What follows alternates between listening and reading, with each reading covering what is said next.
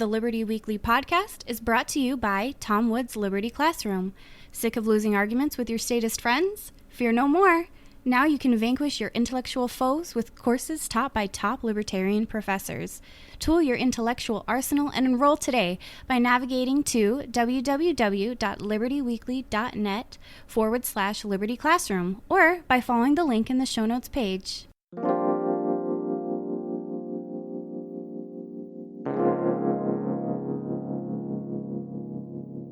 But ultimately, the wisdom of secession begins and ends with you. Bad ideas run the world, but must they run your world? So this is the question we all have to ask ourselves today. How seriously are we willing to take our right of self-determination, and what are we willing to do to assert it? And I submit that secession really begins at home, with the things we can all do to remove and distance ourselves from the state authority, quietly, nonviolently, inexorably. Look, the state's crumbling all around us with its own fiscal mess, its monetary system. We don't need to win control of D.C. We just need to make sure that none of us go down with it. So in closing, let me make a few humble suggestions for beginning a journey of personal secession. Now, not all of these may apply to you. No one can judge or decide what's best for you in terms of your own personal circumstances and your family. But all of us can play a role in a bottom-up revolution by doing everything in our power to withdraw our consent from the state.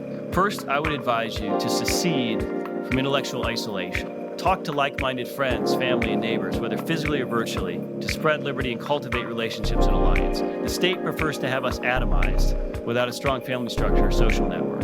Secede from dependency. Become as self-sufficient as possible with regard to food, fuel, water, cash, firearms, and physical security at home. Resist being reliant on government in the event of a natural disaster, a bank crisis, or the like. Secede from mainstream media, which promotes the state in a million different ways. Find your own sources of information in this internet age, and take advantage of a luxury previous generations didn't enjoy in that regard. Secede from state control of your kids by homeschooling or unschooling them. Secede from college by rejecting mainstream academia and its student loan trap. Educate yourself using online learning platforms, obtaining technical credentials, or simply reading as much as you can.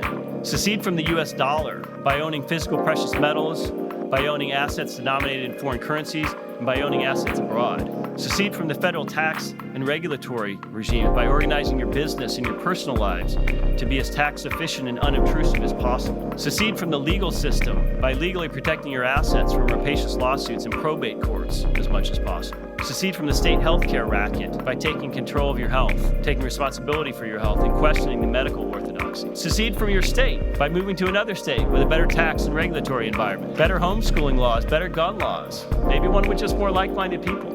Secede from political uncertainty in the U.S. by obtaining a second passport, or secede from the U.S. altogether by expatriating. But most of all, secede from the mindset that government is all-powerful or too formidable to be overcome.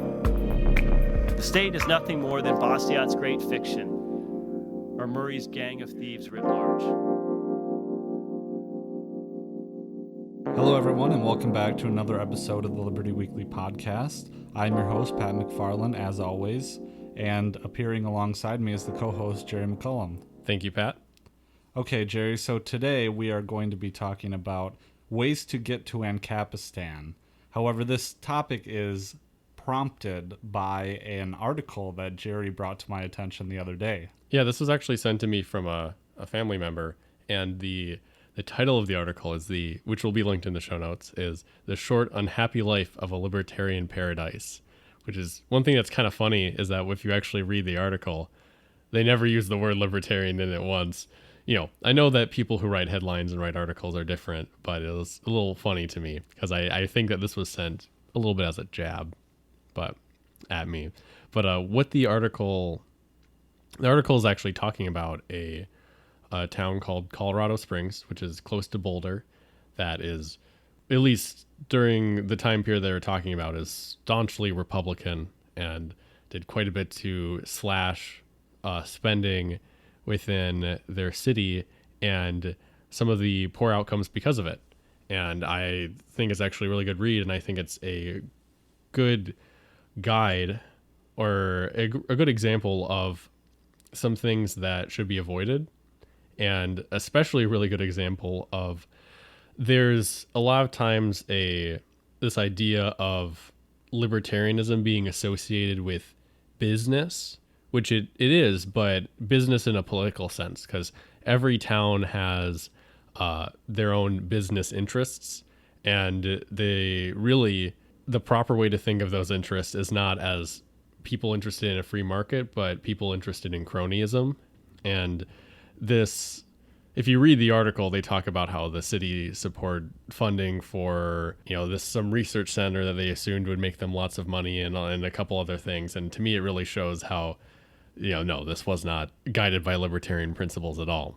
So I think like the one thing that's the most, the thing to really bring up is that, so during the Great Recession, as it's called now, this town of Colorado Springs cut funding to many different things, and what the cause of that was a decline in the services that the city provided. So, for example, like 1 in every 3 streetlights were turned off in the city, and garbage cans in local parks started disappearing, those sort of things. And at least from how this article portrays it, sounds like it really was not a nice place to be in.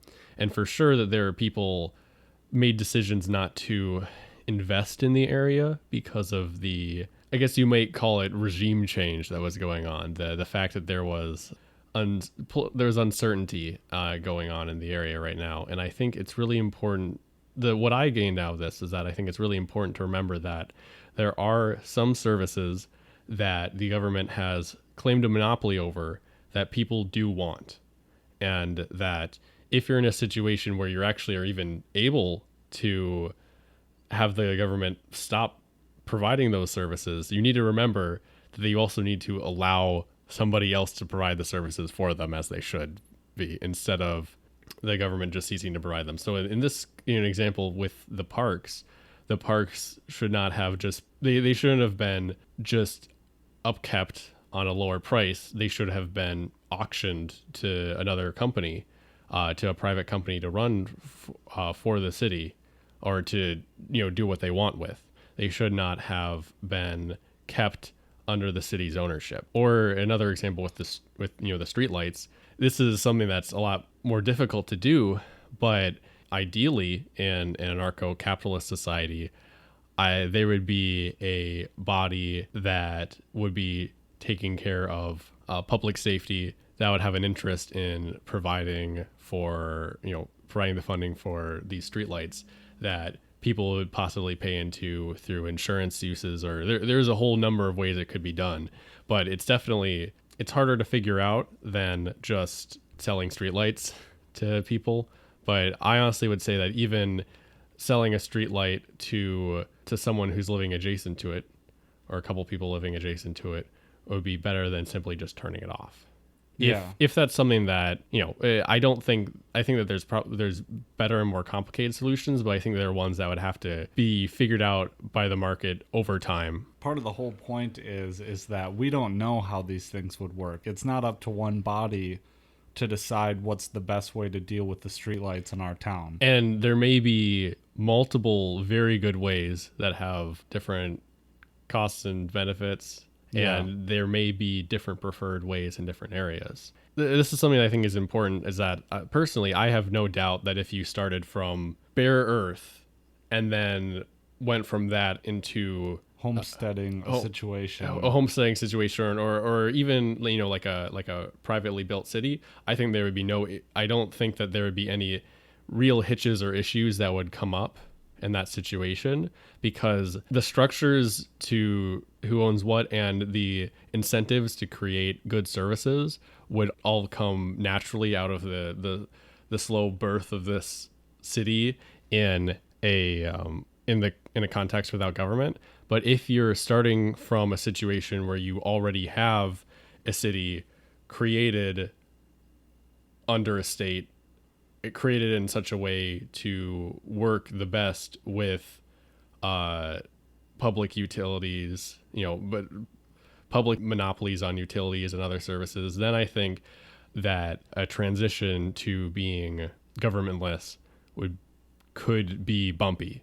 In the end, I have no doubt that it would figure itself out, but it could be decades of in some cases, people being screwed over, services being provided unoptimally. And I don't know, I think it's important for us to try to possibly figure out and speculate some ways that this could be dealt with. I have a lot more faith than that. I think, Yeah. I don't think it would be perfect, but I don't think it would take a decade per se, maybe a couple years. Yeah. A couple years of trying to figure out what it all means and different legal situations arising. But I think you could just sell all the city streets to a company, or sell, I don't know, certain blocks to a different company or you could have, I think there's a lot of things to address here. So maybe I'll take them one at a time. But when it comes to the light example, I thought they probably would be able to sell the lamps to the houses right outside, and they would be responsible for powering it.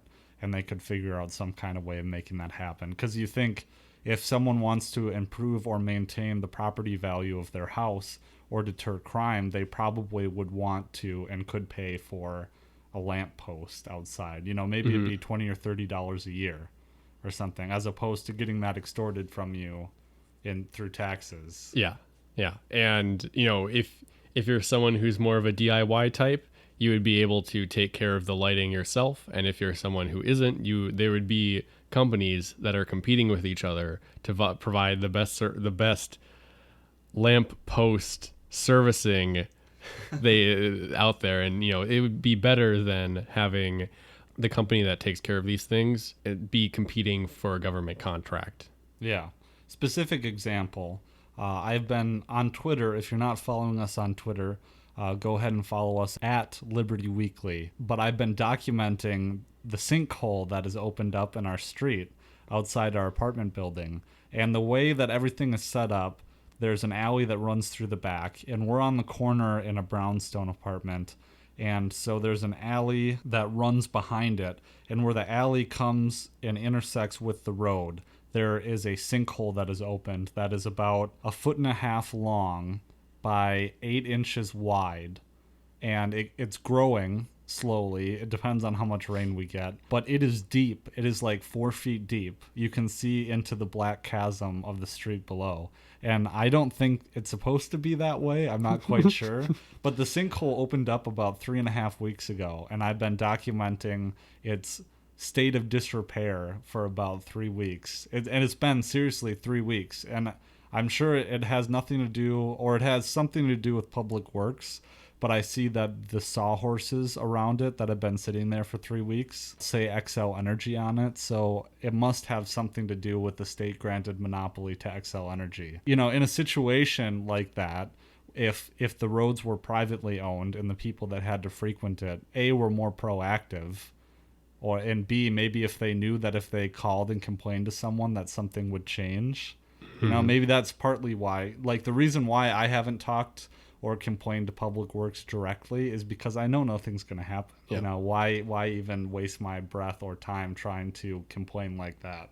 So I've just come to accept it. I thought about putting a Post-it note on it that said, "Do your effing job," but that's too, yeah. So, I mean, that's a situation right there. And we've talked plenty of times about how bad the roads are in the city. It's a different situation than a sinkhole, but I've absolutely heard of situations where there have been roads that have been full of potholes or something like that. Not something to the length of a sinkhole, but just the surface is in disrepair, and people are locally able to crowdfund and build and repair the road next to their community for significantly less than what the local government claims it would cost. Yeah. Or, you can buy the materials for patching a road, and you can at least do an amateur job and, do something temporarily for a significantly lower price than what is done than what the city has. Well, I think, and in the modern regulatory state, if you undertake that, knowing from my experience in law school that if you undertake, this is spitballing, but if you undertake fixing the road, then you have taken on a duty of care to someone. And so if you're going to fix the road, you have to make sure, just for anyone out there, and I guess this isn't specific legal advice, but in this situation, if you're undertaking the duty of fixing the road, you have to make sure you do it without any kind of negligence, or make sure you do a good job, because then you would be liable.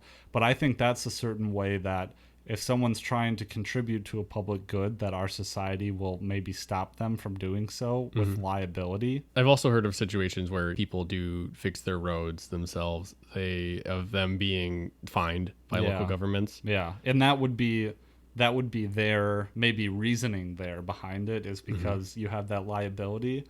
But I think that we want the liability. It's just you complicate it when you have government there. So it's like really the liability should be on the private road provider. The liability should be on the person who's providing the road, which is the local government. Yeah. But we can't actually make them liable for it. Yeah. And instead, they're placing that liability on someone who's trying to fix the situation. If you undertake it yourself. Yeah. Yeah. And I don't really know if you can sue the government for making the road bad. I would assume you could. Usually governments win when they're party to lawsuits, but we'll digress here. I guess we're getting a little off topic. So back to the situation of this town. I think it's ironic that mainly the left's criticism, or not the left specifically, but mainly criticism that I hear of voluntarism is complete strawmans. Or lots of straw manning, in specifically in this town. They critiques of voluntarism usually do not have any clue what it is. Or I mean, the article does not mention the word libertarian once, yet the title does.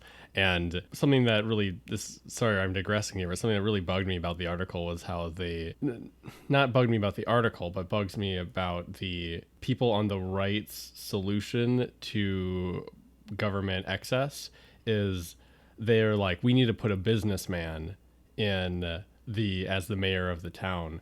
And I think that it's really foolish to think that a government can be run like a business can, because there's quite a few things are different. That, one, you have a monopoly, you have a captive market, you have no price, like you have no pricing mechanism to know if what you're selling is worth it. I imagine that the only things that would be similar would be being a leader, and being able to deal with stress.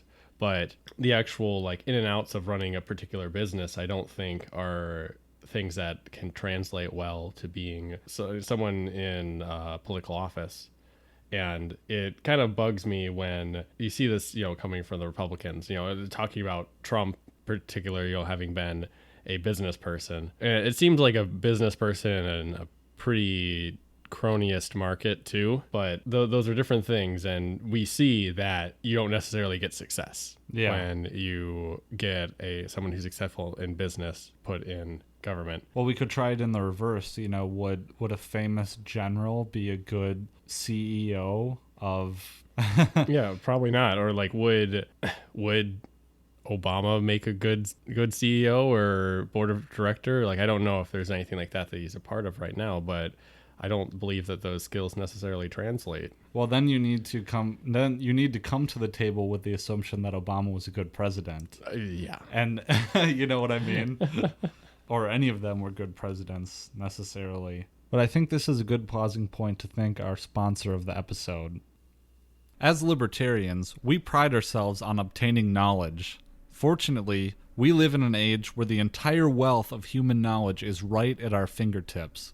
For instance, could you imagine if Murray Rothbard had internet access? What about Mises? Karl Menger, anyone? Consequently, the best thing that ever happened to me was discovering that the top libertarian minds of our day do have internet access. And as a result, they have produced things like Tom Wood's Liberty Classroom, which offers 19 complete courses on everything from basic Austrian economics to intro to logic. But the best thing that ever happened to me was also the worst, because now all I do is learn.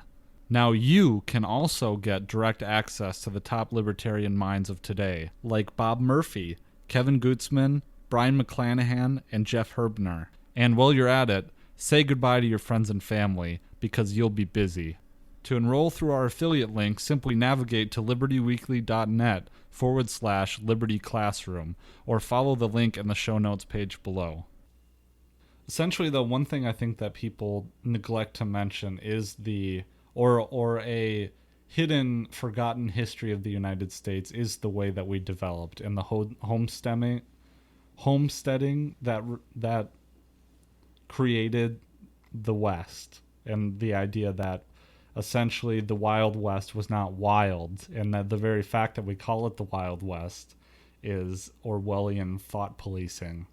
But essentially the West was a creation of, you know what I'm talking about. It was a creation of the market forces. Yeah, the West was an anarchic society essentially when it was first coming into being. The reason why this podcast is entitled Getting to Ancapistan is because we thought that this article really begged the question of how do we go from the modern state and the modern United States and create Ancapistan, or create the conditions for Ancapistan to develop would be more accurate. And my proposition is that the only issue that libertarians should be worrying about right now is secession. Or one of the main thrust of our political activity should be fostering and nurturing the growth of secessionist ideas and movements throughout the United States. So this is really your what? This is my point to hang yourself on. I don't know. Yeah, this is my official. No, I don't. Okay, I don't necessarily agree with this. So you make your case. Convince me. So I will say that if you look throughout history and its decentralization, and I guess it goes to the federalism concept, small f federalism, is that throughout history, decentralized movements have precipitated growth and liberty. And so if you look at the fall of the Roman Empire, even though, we call it the Dark Ages, actually it fostered Enlightenment thinkers like John Locke and of the classical liberal tradition. And also, I would say there have been plenty of peaceful secessions and defragmentations throughout history. The fall of the USSR would be one of them, creating the satellite states, the fall of the Roman Empire. So that's what I would posit, is that we waste our time when we're thinking about the United States existing as a sovereign, solid entity going forward. We're to the point now where we cannot reason or reach the left or anyone else, I would argue, except those that are privy to anti-authoritarianism already, like Nick Carroll, our guest in episode 13. And so what I'm saying is that we are at the point where the country is culturally and politically divided to the point where we need to take our toys and go home, essentially, is what I'm saying. So we need a divorce. And this is something that Jeff Deist of the Mises Institute talks about a lot, is saying, we have the sovereign Supreme Court that has made political issues out of everything. We're to the point where we hate each other's guts before we get to war, and I'm not saying we're close to that point, but I would say that political decentralization in the form of secession, any kind of secession, whether it would be for global cities, as we mentioned before in this podcast, or whether it's for, a more libertarian form of government. Well, and like I said, if the United States fragments, all we need is one or two states to be in our realm. So what do you think of that? I guess I think it's noble, but I don't know if that is what is most likely to happen, because the breakdown of the Roman Empire and of the USSR, those happened because of a total collapse of the state there. Those things happened not from that's what we're looking at right now, in my opinion, is the total collapse of the United States government.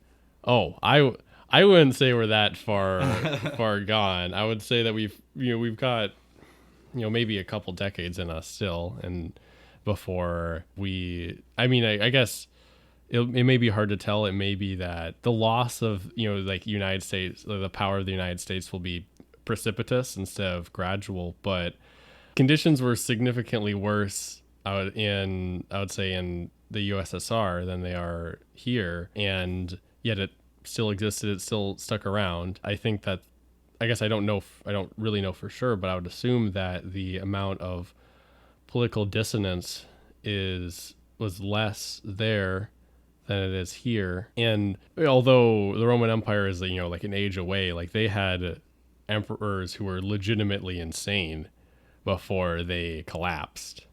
And what I'm thinking is, well, I do think that something like a balkanization of the United States would lead to, it would create an incentive for all of those states to become more liberty oriented, since they would be competing amongst themselves for their citizens.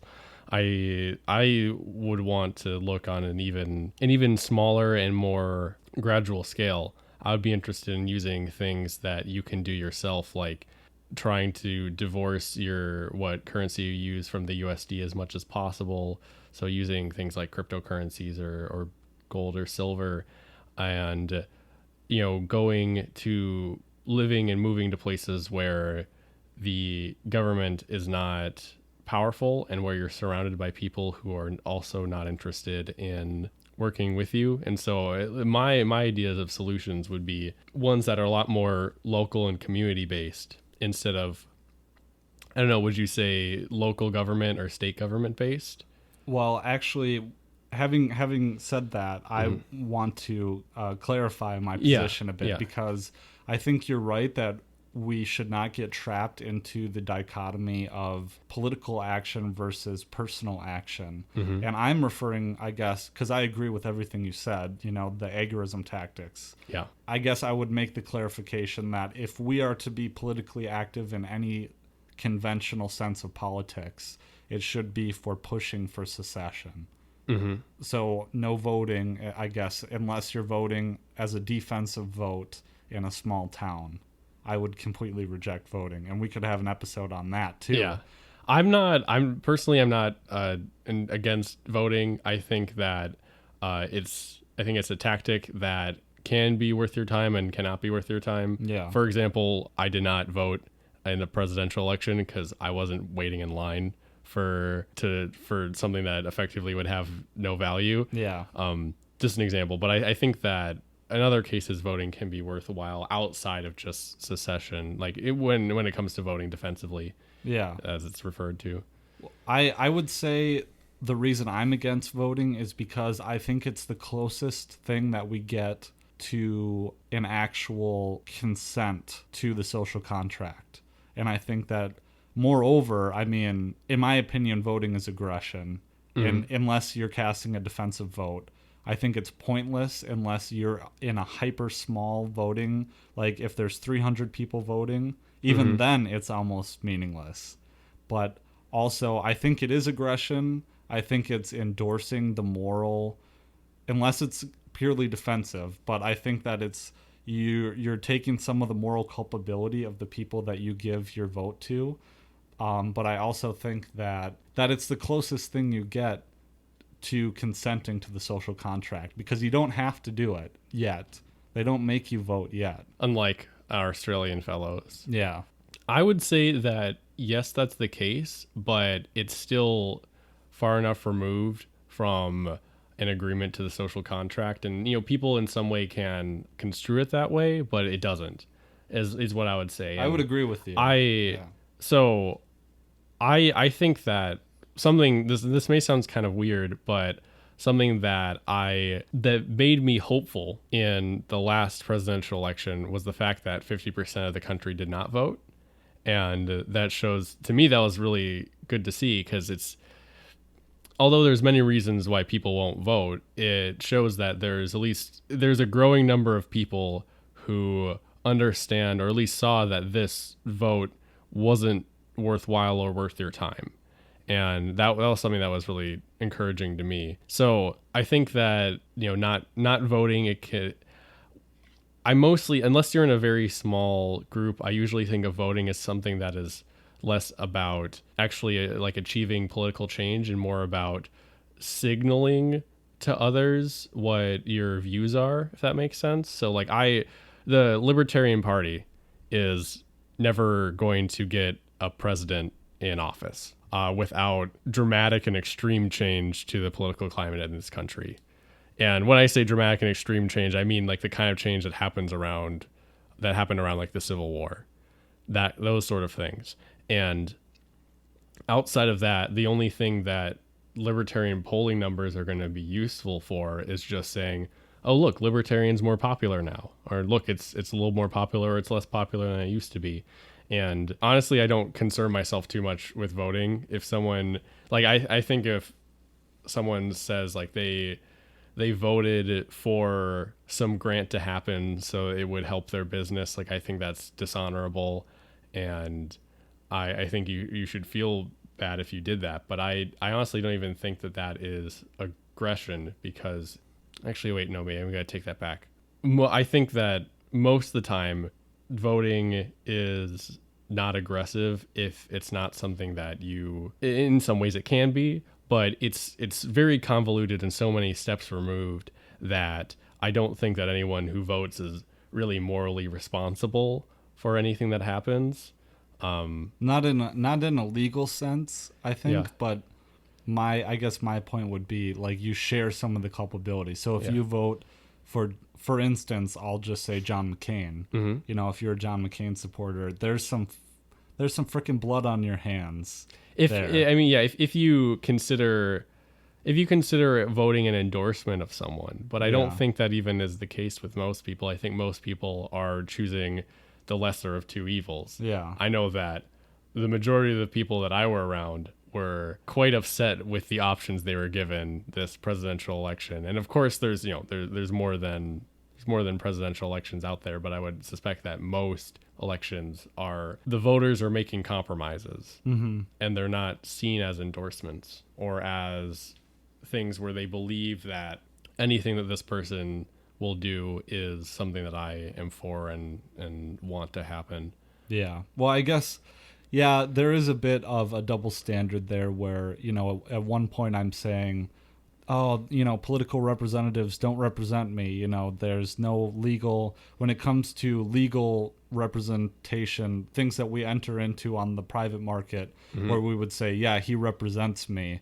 It's totally different and removed against political representation. So at the same time, for me to say that we're not represented by politicians and then say, well, if you vote for a politician, then you're, you know, morally culpable for what they do. I guess that there is a disconnect there. So I struggle with I stated before that, you know, voting is aggression, and I struggle with that, but I have sympathy for both sides, I guess I would say. Yeah, I think that it's not clear cut. Yeah. But I think that it is more so on the side of it not being aggression, just because it's so many steps removed. And the smaller the community you get, the more so it is like that. You know, like if you have 12 people voting, I think it's a different situation than 10 million. And of course, at least in this, of course, the person who's actually the tax man who's getting those dollars, or the police officer, or I'm not sure what party it would be, but the people acting on behalf of the government in order to enforce the regulation, they're, of course, you know, the ultimate committers of that act, but they are given the permission to do so through legislation and those sort of things. And so I think that's something to understand. I think that tangential to this, I think it's important to acknowledge that I think that a lot of politicians are responsible. Like, a lot of politicians, you know, have blood on their hands, you could say, as well as the people committing violations of the non-aggression principle. So in your opinion, like you said before, to get to Ancapistan, we have agorism, essentially. Yeah, and I think that, I think that it would be a slow process, and there may be situations where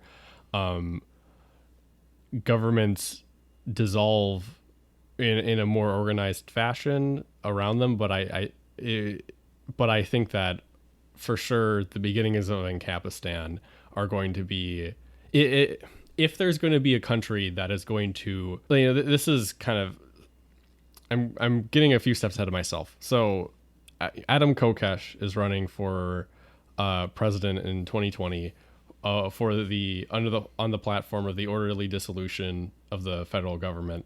You know, that is what he's going to do if he becomes a president. And I think that that's noble, and I think that's a really I think that it'll turn a lot of heads and get a lot of people talking about this sort of thing. And I have nothing against him doing that, but I think that how we reach Ancapistan is not going to be through someone in political office instituting it into the country, or instituting, the dissolution of the federal government. Because if we have a large enough voter base to vote someone in who is going to dissolve the federal government and says that openly and explicitly, there's enough people in the country to make the federal government ineffective. So I would believe, at least. So, if 10% of those people move to a particular region of the country, or even just a couple smaller regions of the country, if they congregate in areas, they would be able to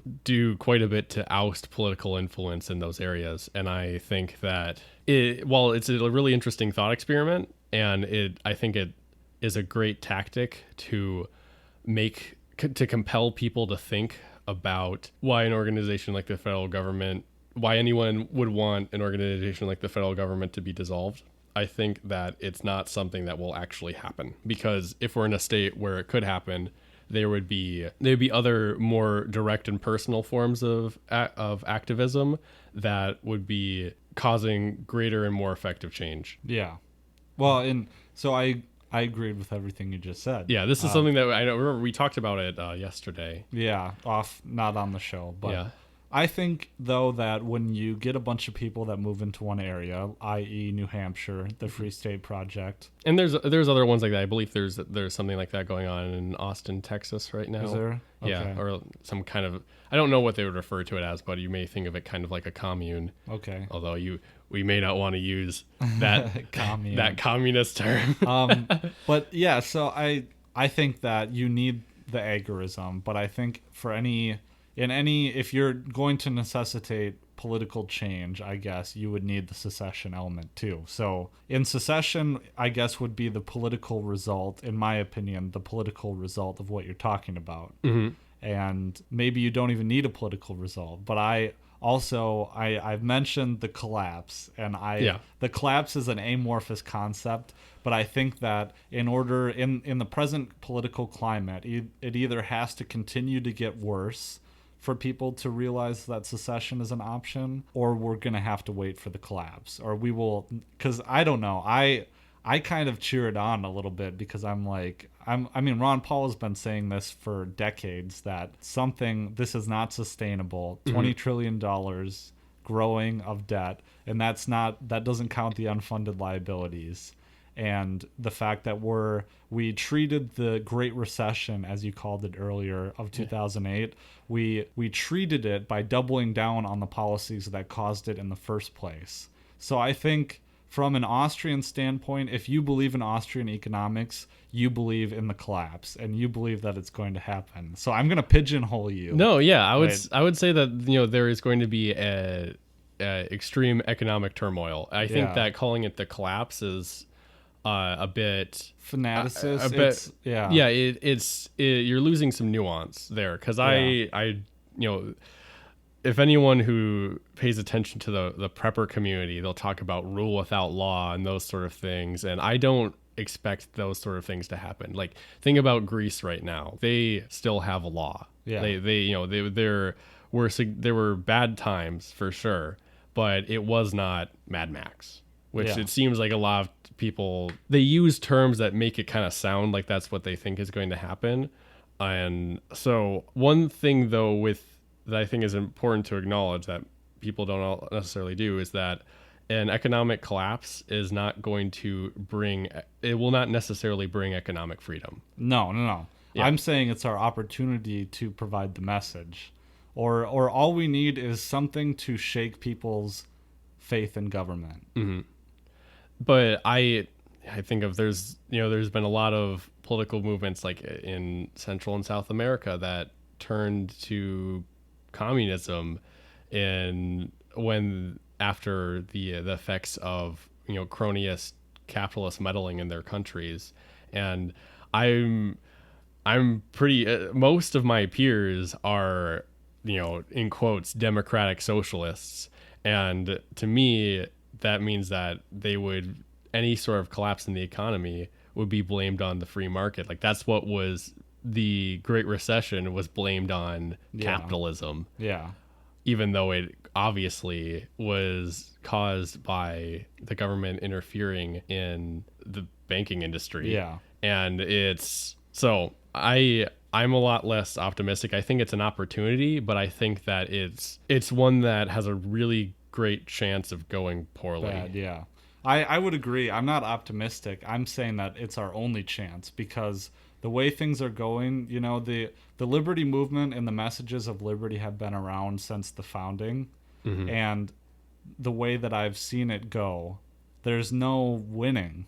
You know, there's no reaching people on a massive scale big enough to affect political change. So something's got to give, you know, whether it's agorism, you know, our movements in our own little corner, or whether it's some kind of, you know, something society large scale society collapse, and by collapse I mean the gradual, I guess it could be sudden onset, but it could also be gradual, probably involving war, the demise of the dollar hegemony, and that's what I would see. If it were, it could, and that could either, I guess it could be sudden or it could be a prolonged period of time. Mm-hmm. But I do believe it will happen. Oh yeah, I think so as well, without major changes. Yeah. Maybe my time frame is a lot shorter probably than yours is. Yeah, but, it is.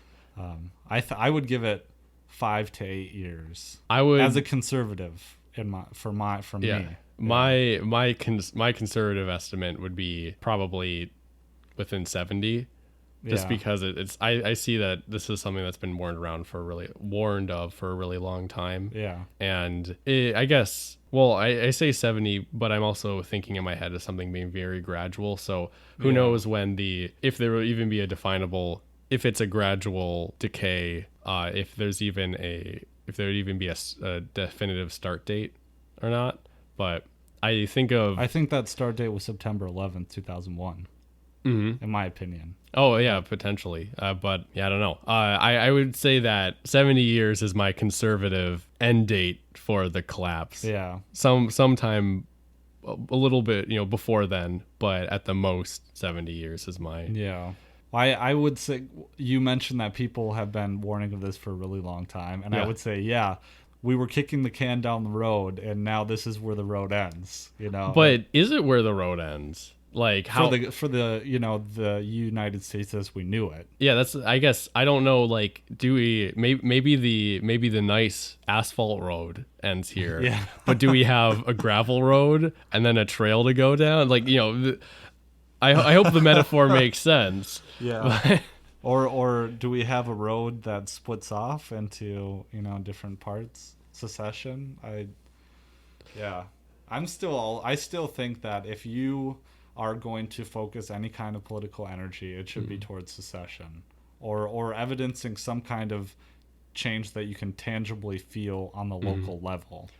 Well, this is tangential, but occasionally we hear of people, in tongue-in-cheek, we're talking about secession movements, liberal-inspired secession movements after the election of Trump, and I'm just like, please do it. I want that so much. See, I want California to become its own country. Yeah. Like they have a significant amount of the United States GDP. That's okay.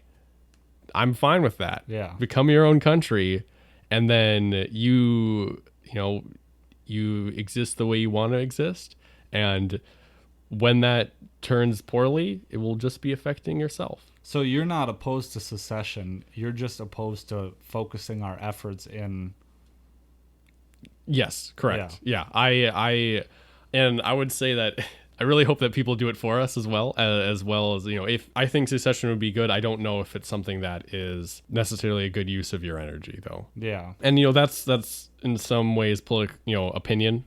But one thing I definitely would do is that if you ever have anyone who is not a libertarian, whenever you have someone on the left who's goading for secession, hit them with the message. Not even that. Like, I wouldn't even necessarily bring up libertarianism to them, I would just be like, yeah, no, I'm totally for you creating your own, you're creating your own country, doing your own thing. That would be fantastic. Please do it. Yeah.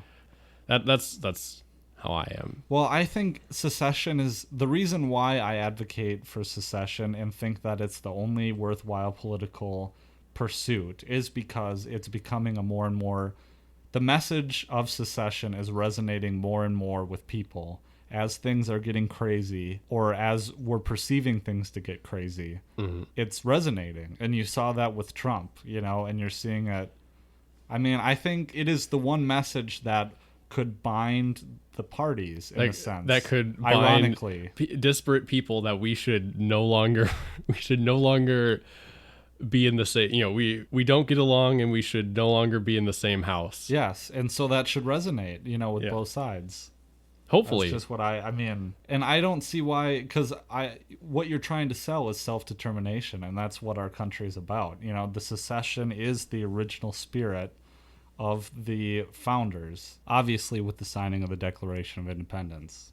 But when it comes to agorism and getting to, throwing off the shackles of government, what do you see that as? What kind of, I guess it's all hard to nail down what it is or what we would do. But what do you see it as? Kind of like what it might look like in a sense? Yeah. I see it as there being a particular area, geographical area, where the agents of government do not enter because they know they won't be welcome. Or maybe not necessarily welcome, but they I wouldn't say they don't enter, they don't take action in. But it's also an area that does not see people initiating violence together. It's an area where the services normally provided by the government, such as protection, those sort of things, are not absent, but are instead provided through private companies and individuals that compete with the state directly. In that area. Yeah. They may not compete with them outside of that area, but it would be they'd be companies that would not be using United States based banks. So there wouldn't be situations where the United States government could freeze their assets. They would be, in as many ways as possible, using things that are dissociated from authority. And so they would, I think one thing that's really important is, if you're a company not relying on banks or on the U.S. legal system in your business, because then that means that you can't defy it. But if you are, working in a region where if you're based in a region where the U.S. government's laws, or any government's laws, I should say, have they do not hold any weight, and you are not using any system that they have control over, then you have autonomy. And so, I imagine it could be neighborhoods and cities. It could be just, regions in the countryside. But I think that it could be gradual, but, I imagine that the biggest thing is that, the government agents would not be able to go in there and enforce laws. So maybe they would be ownership would be claimed over that area, but it would not be practiced. Yeah, it's like a type of de facto secession. Yeah, I guess you could and say. I think of, there's an example, I saw a video of, there was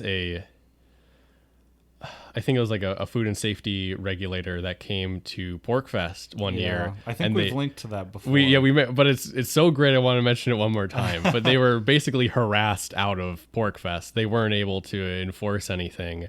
They were asking for permits, I believe, that sort of thing, and they eventually left. And that, I think it's a great example. It's, I would want that to the point where they may not even try to come anymore. Yeah. The individuals themselves not working, when they're in their free time, when they're not there as agents, they absolutely could come, but when they are there to enforce a law, to bring threats of violence to people, they would have no authority, and they would be not welcome. They would be, to use a bit of a loaded term right now, physically removed. Yeah. Yeah, but so where do you see this happening specifically? Like, I know you mentioned Austin, Texas, I think, or the Free Staters. I think that, places in in New Hampshire are possible through Free State Project. I think that I've heard that there's some places in Texas that are organized by one of the people who founded the Free Thought Project, I believe. It'll be linked in the show notes. I don't remember their name right now. I would think Idaho, Wyoming, and Montana, and possibly Utah, because Utah has the LDS thing going. So if things were to get hairy, and so I learned this through my wife and my wife's family, who are practicing or my wife is not, but my wife's family are practicing LDS, and apparently for 5 or 6 years now, the LDS Church has been telling members to have preps, and that they need to get out of debt, and they need to have preps ready and some kind of contingency plan in place. And they've been saying this. I think it's a general LDS thing. So do they know something we don't? Another place, which may be a little bit different, but I have pretty high hopes for Liberland too, which is, definitely is on the minarchist side, but I would say on the most ANCAP side of the minarchist side, where their constitution explicitly says that they cannot move outside of its bounds. And at least from hearing the founder of it, hearing him speak and talk about Liberland, it sounds like the purpose of Liberland is less to create, like the concept of the country is less about, creating a nation, and is more about being able to, let me back up a second. What it's about is fulfilling the demand for other countries to require you to have an owner, is probably a way to put it, is that you can say that you're from a particular place, and you can facilitate things like travel and that sort of stuff, and be able to use the Liberland banner instead of using England or the United States or Australia or that sort of thing. And so I kind of, at least from hearing him say, it sounds like he's less interested in nation building, which I greatly appreciate. And so I've got pretty high hopes for there. And I would hope, who knows if this would happen, but I would hope that over time that things like defense, the things that the government does take care of, which is very few, would be supplanted by free market entities. And I don't know if that's actually what happened, but I have high hopes that it might. What about the seasteading idea? Have you heard of that? Yeah, I think that's also a possibility. It sounds like the technology just really isn't there yet, but I don't know if that's changed recently, but I think that's also a possibility. Yeah, it'd be cool to see. I mean, I'd think about it. Yeah, yeah. For me, though, the seasteading idea kind of harkens back to the Zeitgeist movement and the Venus Project. So I'm a little a little iffy about it. Yeah. Well, I guess maybe I don't know enough to see that, but I'm assuming that they're not. They don't. We often describe the Venus Project as communists with robots. Yeah. You're like communism, but instead it's a program instead of a government. And I don't think that that's what they're about necessarily. No, not the seasteaders. Yeah. This has nothing to do materially with the seasteading. It just, the idea reminds me for some reason of the Venus Project. Just a gut feeling. Yeah, well, maybe it's the technological commune aspect of it. Yeah. Without, it's not a material critique on the seasteaders. It's merely just me pontificating. Yeah. Yeah. One thing that I think would be really interesting, and I don't know if it's that possible, but a lot of seasteading examples that I've seen, it makes it kind of look like your own seastead would be something that would be modular and detachable from any other flotilla of seasteaders. Okay. I mean, that's not everyone, but I've seen some that are like that, which I definitely think would be the best kind of scenario. So instead there would be, certain places that were like, all right, we have these particular laws and these rules, and people could freely of their own choice leave and come to them. That's just an example. Could turn into BioShock. Yeah, when they go underwater. Yeah. Okay, well, I think that's a good ending point for us here in this episode. But as we're going just a few of the normal housekeeping things here, be sure to sign up for our email list if you have not already.